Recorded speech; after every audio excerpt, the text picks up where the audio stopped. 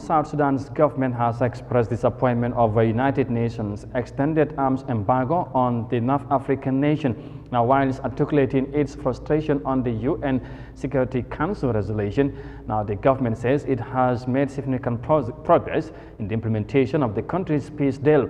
However, the international community also outlined its reservations about the government's position. Let's have more details of that in this report. The government of South Sudan says it has made progress in the implementation of the country's peace deal.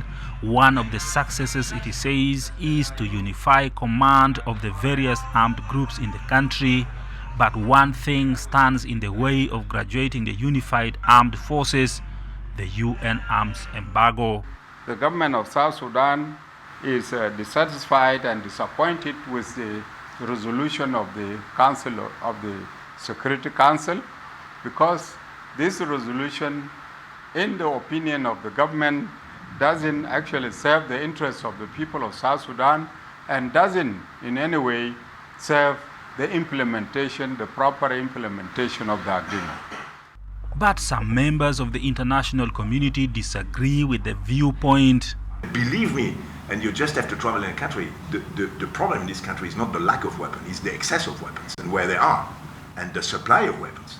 And you might think it's coming from neighboring countries, but you might also think it's coming from just other people, who are just doing some games. So again, we cannot be blamed for having an embargo of weapons, The United Nations is warning that there is an increase in subnational violence due to proliferation of small arms and light weapons in the hands of civilians.